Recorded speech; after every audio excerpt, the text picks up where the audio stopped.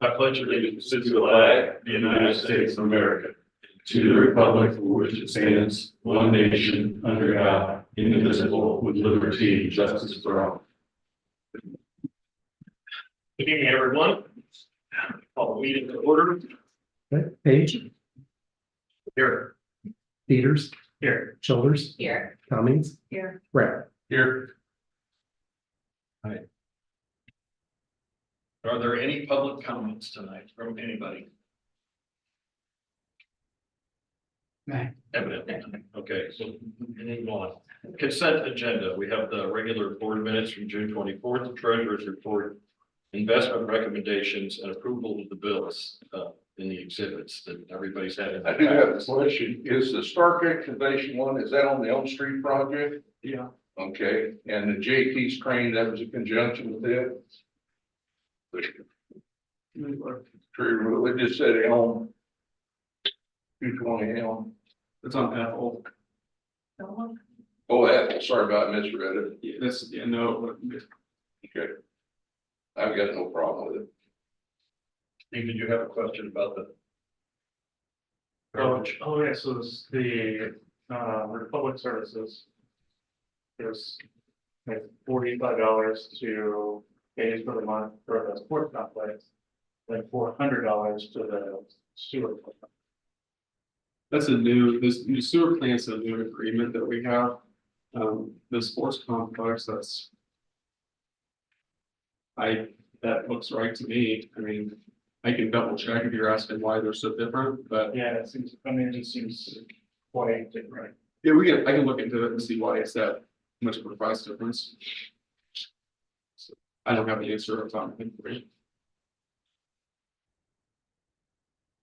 Any other questions or discussion? A motion to accept the consent agenda. I'll make a motion. Second. Any further discussion? Peters, Yes. Shoulders, Yes. Cummings, Yes. Brad. Yes. Motion passed 4-0.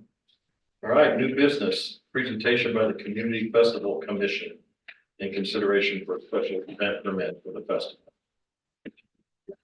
That's you. So the community festival is going to be August 7th, 8th, and 9th. Thursday will be the fish fry, the carnival, and we'll have vendors. Friday, is everything that's normally held on Friday, from the Little Prince and Princess to the chamber announcing business of the year. The FFA kitty tractor pull, the carnival, fish fry, vendors, and, there's a band playing on Friday. It's on the schedule I sent, so I don't want to mess up what day where. It would be Reckless Whiskey. Yes. And then ONF on Saturday. And then Saturday is the big day with all the events, from the pancake breakfast to the mutt show. To, the parade and fireworks. This year with the vendors, we've really tried to focus on people who have handmade items. So last year we had a couple vendors that weren't really, sort of like what the vibe we were going for, where they were selling a lot of like carnival-y plastic stuff. And we just decided we really want to focus on people who are selling handmade craft items. There's basically all the vendors from last year who've had items like that are coming back, and they were pretty happy with last year. What we are gonna try to do is keep all the vendors on the far side of the baseball fields, because I thought it was a little tight last year near the beer tent. And I've been to 2 events so far this summer where the EMTs had to come because people have passed out. And I'm not totally sure we could get a truck up there the way we had it last year. So that part's gonna be open and everything. The vendors are gonna try to be against the baseball field. I've been out there watching and I could fit 17 on one side and 19 on the other, so I think we'll have. For advertising, we bought an ad in the News Gazette Summer Fun Guide, which is this guide that can stay in businesses and gives us how it's all along. It's like a listing of all the fun things to do over the summer. And then they also buy advertising through the Illini Radio Group, and it's on a bunch of different stations. Anyone have any questions? Yeah, I do. Is there a, and this might be for Joe too, is there a financial report at the end of the festival that we do each year about what money did we bring in, what money did we spend? Kind of a financial analysis of it. We've never done a like just specific presentation or anything, but we have it coded to where the activity of the festival uses we have. So it's determinable through the system. I can look at that. Yes. Okay. We compared this to the first year, so in the village, so. This is the second year. Second year. Second year, second. This is the So, second. okay. Good, because when that's over. But we've I got- never had any kind of report like that, so it would be nice to see that, Okay. to understand what we're spending, what we're agreeing to spend money on. How much comes in? Right. Just curiosity, I curiosity more than think anything. speaking out of Okay. I think the only money that we actually bring in is the vendor fees. We had a lot of the different things are run by different groups, like the carnival is run by the American Legion, and obviously the IGA gets the proceeds of the beers. I believe I have nothing to do with it. So it's not very much money, and you guys do subsidize it quite a bit, but you know, we're always open to different ways to make it a little more profitable, because I know some other villages are sitting on very large sums of money from their festival, and I think we have like $1,500 or something, so. Okay. I'm just curious if there was a, because all these years, I've never really looked at, because it was a separate to that village for years, and there was really no keeping track of it, so I'm glad to hear that it's coded, that we can look at that afterwards. That's the only question I have. Anybody else? Don't forget to walk in the parade, as we want it longer this year. You have the parade route. Yeah, it just goes from the middle school up to the high school. It's pretty, it goes down. Evergreen. Evergreen to Maine. Yeah, Say those, Their Fiji for it. No, we never. Mike stands there and makes sure that it's very. I do have one, how come you put the parade time to start? Is It is. it from? I saw it, bring downtown, it's 3 p.m. It's on the west side. Okay, all right.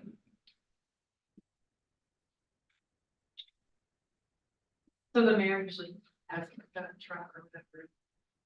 And Oh, really? the trustees just sit in, yeah. Like, okay. yeah, I mean, you can start something. Used to be, I never- yeah. I can't walk all that way. Okay, well then, Please Well, go. big- sure we can secure something. We got to figure something out. Okay.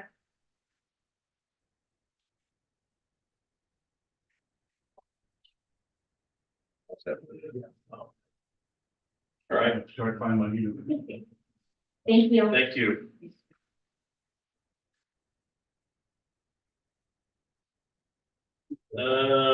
Fee policies. We don't have to vote on it for a minute. Oh, yes, you're right, the permit, thank you. There is a permit in the back, you're keeping me, you keep. I'll make a motion to approve the mini festival permit. And I'll second it. Shoulders, Yes. Cummins, Yes. Rath, Yes. Peters. Yes. Motion passed 4. Thanks for keeping me. I was trying to slip one on you there, Nora. The day out, you'll be like, it's not approved. Oops. All right, centralized fee schedule policy, Jody, you want to talk about this? So this is something I've been wanting to get out of here, since I started, and it just hasn't been a, top of the list priority to do, but it's got a couple benefits to it. An ease of keeping track of what your fees are and knowing what you charge for everything in one centralized place. It's not common in Central Illinois to do this, but if you look at municipalities around the country, there's quite a few that have adopted a fee schedule. To where all their fees throughout the code of ordinances are actually centralized into one section to keep track of. It's a little bit easier to manage from an administrative standpoint. The second point here is some of our fees are not dollar weighted. And by that, I mean, if you're not vigilant with those, they become rapidly insignificant over time. And when I look through all of our fees and I compare it to some of our peer agencies in this area, some of them I feel pretty comfortable with. And the ones in yellow that I've highlighted, I think that we could probably do some work to immediately. But then what I'm hoping to do with this is get a feel of what your preferred philosophy would be on this, so I don't invest a lot of time putting together something really not like the philosophy. I guess I would like to know, are you okay with as it's what's indicated in the staff memo? Are you okay with an approach that is like a gradual increase over a 10-year period that's forecasted immediately? We know what they're going to be. We can tie that to some objective measure that can always be canceled or changed throughout that period of time, or do a one-time adjustment when they come back with recommendations, and then have some type of directive that every so often, name a period of time, we have an intentional fee review or something to that effect and bring it back to that time. My preference would obviously be to have a structured, gradual approach that we can look at and point to, and it's predictable. You don't have to keep coming back and changing it and approving increases or adjustments. But I want to open it up for discussion so I can get an idea of where everybody is on this. And go from there. Now, so I understand, and I think I'm right. Currently, you have to walk through all the ordinances to find these fees in various places. And it's easy to forget about it if you're not familiar with Right. doing the thing. We don't have one table currently, but I mean, this is work that you've done recently, but that, all this is scattered currently throughout all the various ordinances. So what we're trying to do here is get one place, kind of a one-stop shop for this. Mark, does that, if we have to change, if we adopt something like this with either a steps like out over a 10-year period or tied to CPI, do we have to change those individual ordinances? I think that you would need to change the individual ordinances to say whatever we're getting charged for this is gonna be in the chart. Do that one time. Yeah, and then what you do is have the chart, and then if you wanna index the chart, you can, or if you leave it alone, you can, and then every few years, change the chart. Okay, I think that's your, so that was that's technique. right. That was. I think that if you have the chart, but then index it, then everybody's trying to do a calculation. And I don't know if you want to change it like that all the time, but Right. my only thought is in the zoning ordinance. In order to make a change in the zoning ordinance, we got to stick an ad in the paper 15 days in advance, needs to go through planning, even if it was a change dollar number in it.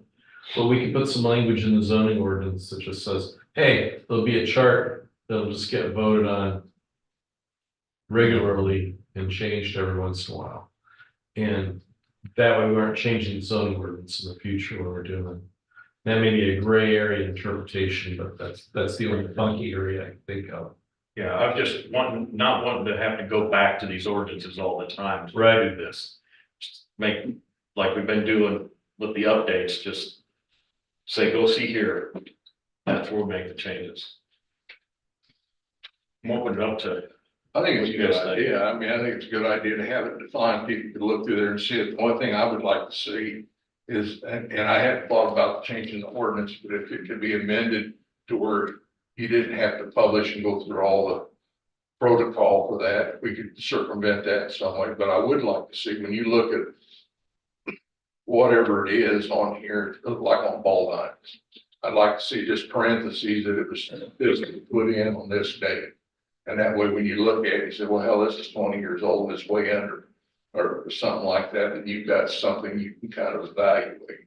But would you want, in the two options that Joe laid out, draft the fee schedule now that goes out 5-10 years, or do a chart now and then build in a like CPI factor into it each year? I think it's premature to go out 5 or 10 years. I think that would be easier.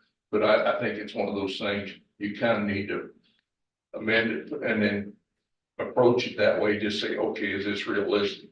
And then when you get to that point, okay, maybe it should be, go ahead. But I think if this, that's just my opinion. My opinion is you ought to go ahead and do this, and that way you look at and evaluate it each year. And then, but that's just my thoughts. How often are the fees changed now? Well, some of these haven't been for a long, long time. I mean, the zoning fees were updated relatively recently. Okay. Back in, 2021-ish, I believe, is when the zoning was updated. Is that about right? Something like that. There's different ones, yeah. So that one was pretty recent, and then like the tall grass ones, I was actually here when we did the tall grass ones, and we're well over that cost, so we're basically a discount lawn service at this point.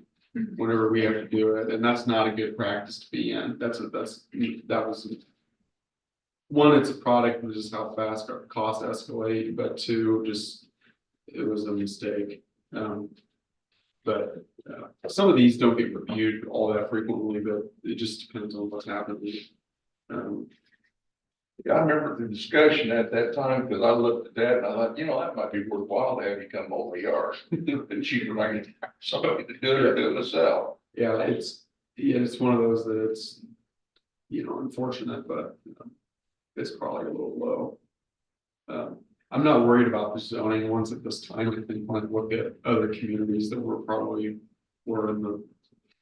in a decent range there. So that's not the top of the priority by any means. But I highlight some in yellow that I feel are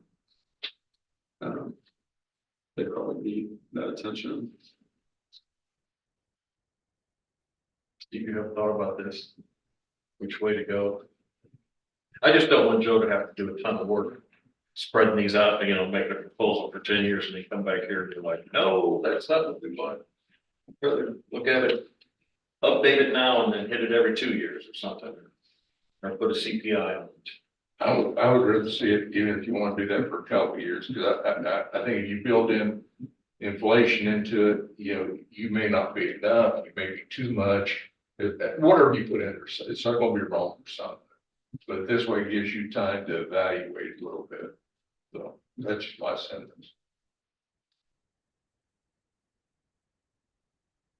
I appreciate the work that you put into just presenting this and putting it together for us.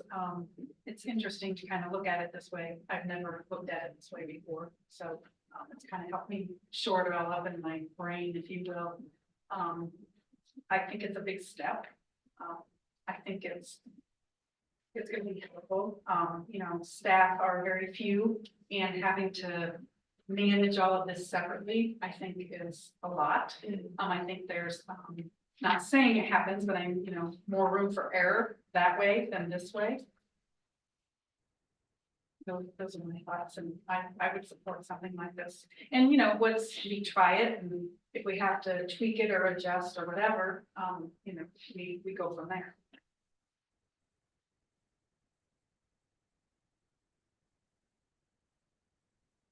So I'm looking for what the consensus is. Do you want me just to come back with a one-time increase, or are we looking to do? That's kind of what I'm hearing is doing a one-time recommendation and then.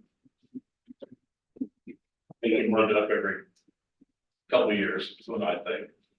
If you do that. I've got no problem with that. I think you've done a lot of work putting it together. One thing about it, somebody could look at it and they know what different costs. I mean, like on the FOIA one, I didn't realize we didn't charge anything for it.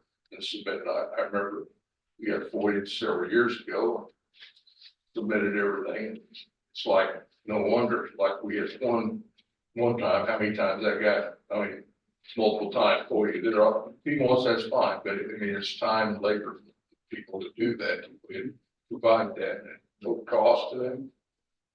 Right, Mark, there's a stat in the FOIA statute, there's an allowable max that you can charge for FOIA responses, right? And there's statutory, like 35 cents for the first page, 10 cents for every page, or something. Yeah, max. but you're only able to charge that for anything over 50 pages. Or if it's for commercial purpose, and trying to chase that down, most towns feel like it's just a pain. Yeah, it's not cost effective. So just don't. Well, Joe, I think that's what we're hearing. Update it one time and then set up a regular schedule of review. Okay, do the two trustees over here have anything to add to it, or is there any thoughts on?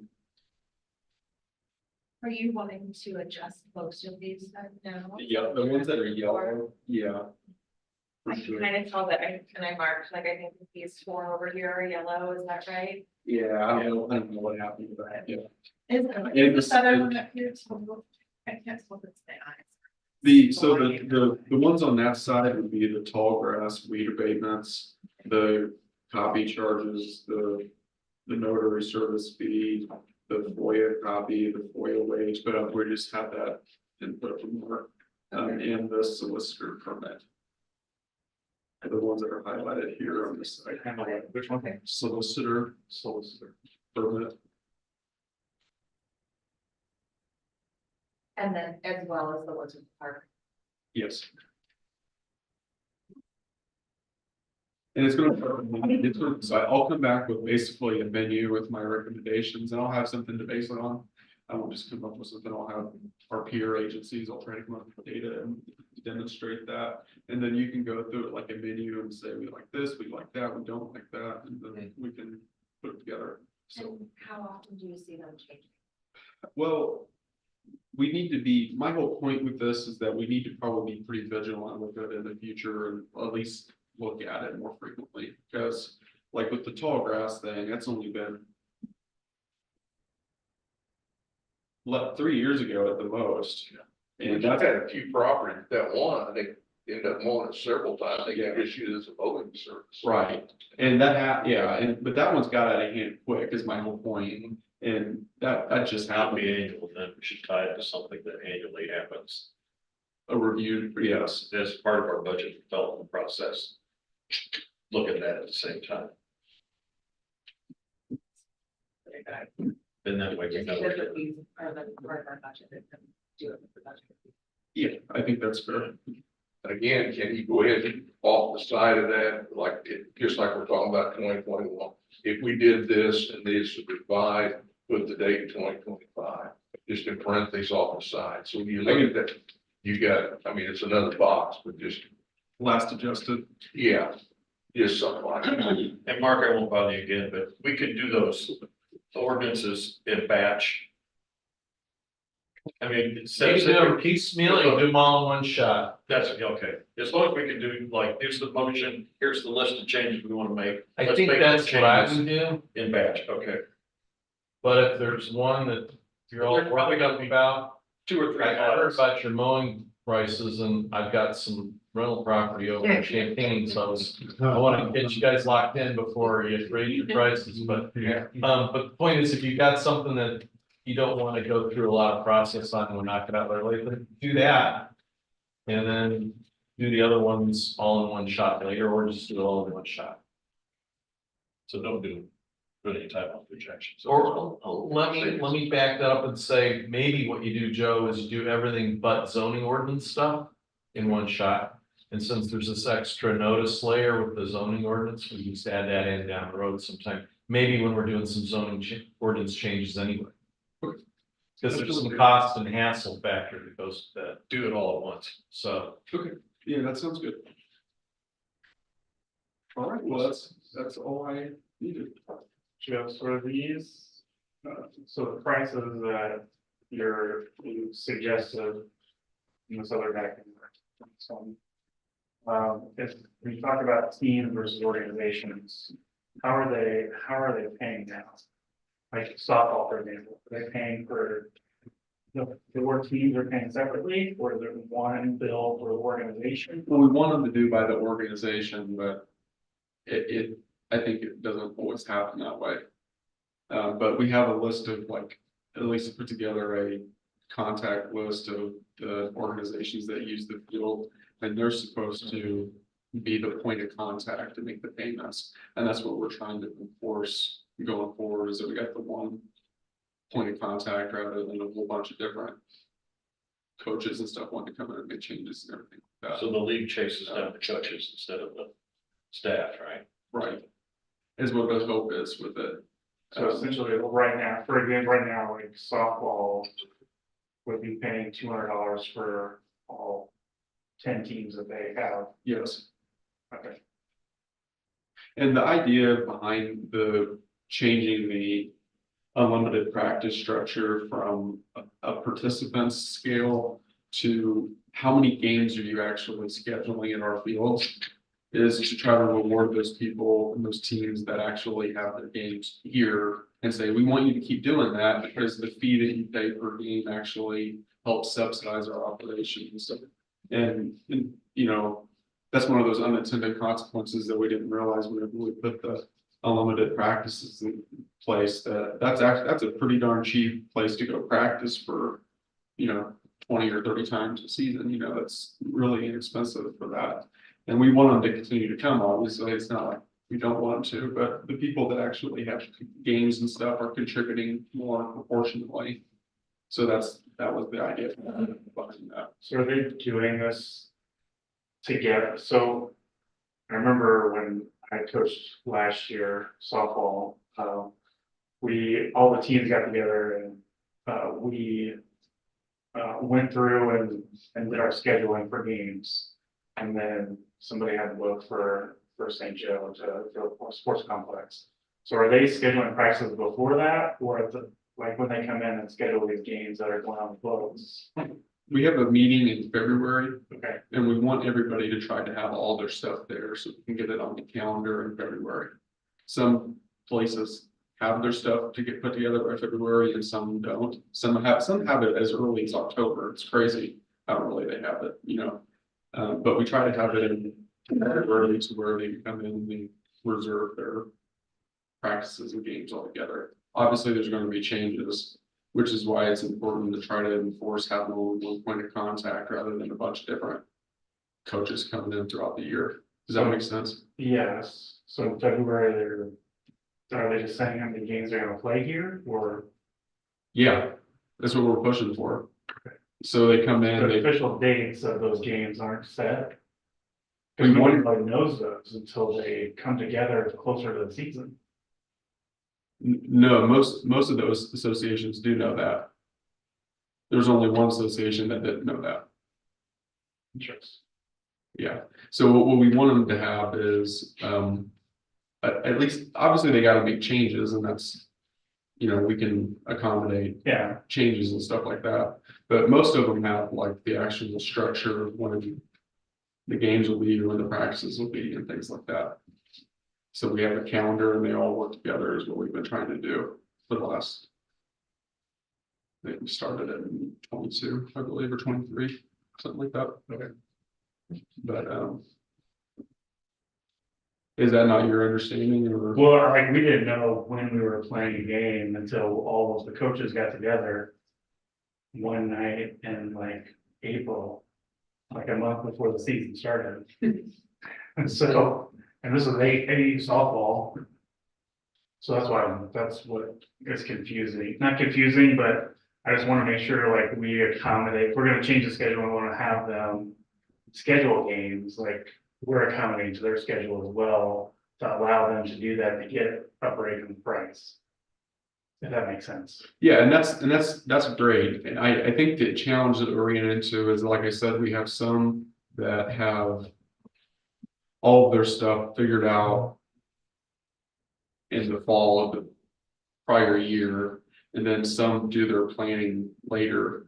And February is kind of that trying to be as in the middle as possible. So my thought would be, you know, for those that want to use this field, they probably need to try to schedule those a little bit earlier. If they want to guarantee, you know, really having the spaces and stuff available. We've always given this sort of priority to games over practices. So if somebody comes in after somebody schedules a practice and they have a game they're wanting to play, then the game trumps the practice that's previously scheduled, so they can, in effect, boot them doesn't sound nice, but get them, they take priority over the field, basically. And then we have 2 softball fields and 2 baseball fields, obviously, and those try to give priority to the different leagues there, but And outside of the sports fields, what else is a part of this scheduling fee? for this, Yeah, it's really the baseball and softball is the biggest. so like, but the soccer fields, do they pay fees for those, and football fields? We have not been. I think that the problems all ended when the soccer moved back to the high school, didn't it? Because before, they used to almost have battles, you know, to schedule different things. I need to look into the softball, or I'm sorry, soccer and football side of that to make sure I'm not saying something incorrect there, but my understanding this has always just been an issue with the softball and baseball. Because they need more maintenance, there's more upkeep with them. Is that right? It should apply to everybody. Yeah, I don't disagree with that, and I'll double check and make sure exactly what we're I doing. think this is a good precursor to a larger conversation about sports and recreation management. That we need to have as a board. Because it's getting to the point where we're overwhelmed with the logistics of so many teams and so many sports and, you know, so many clubs and leagues and managing the fields and upkeeping them, you know. If you're curious, what you can do is go to the website and then go to community info where it says Parks and Recreation calendar, and you can look at the actual usage there. They've got a really good layout of what's actually being used there and when, and you can actually see the usage and everything. So And then so football and soccer, they usually don't, or football anyway, they don't pay, they don't. before I say, let me clarify that. Okay. I'll clarify exactly what they paid. I don't have it. When you look at our sports fees, it's not broken down. My opinion, they should be paying for it, but there's some things I've discovered that we don't do just because we've always done it that way. Sure. And I want to make sure I'm not stepping on myself here and saying something incorrect. But so I'm guessing your opinion is that they should be. Is what is, because I would. agree with Yeah, that. I mean, yes, I think if whoever's using it, especially because I know if they're using concession stands. And they're pricing for that as well in here, and are they, you know, it needs to be all around the board. Yeah, and I'm like 99% sure that they are, but I want to go back and we'll clarify that whenever we have this follow-up conversation. I can't see why they wouldn't be. It just seems like whenever we have this constant discussion about fees and the scheduling issues and things like that, it's really more about softball and baseball. Sure. Those are the ones that I always hear about, you know what I mean? But I'll double check that and make sure exactly what we're doing. All right. Anything else on fee structure? Nope, I got what I need. Got what you need? Okay, any updates? We got some public hearings for planning and zoning coming up both in next week, and then also there'll be one in August as well. We put out on the Facebook page, website, looking for volunteers. We have 2 openings on the zoning board. We've got 1 and possibly another.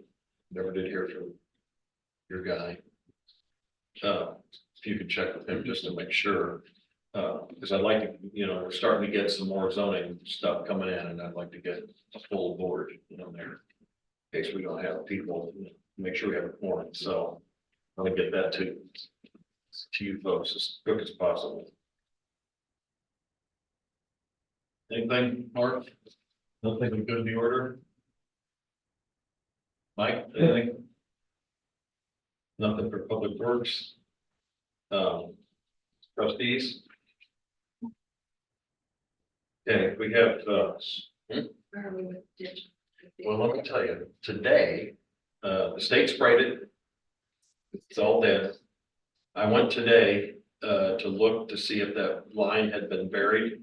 And someone drove a big heavy truck back in there and crushed a bunch of stuff and cut the line out.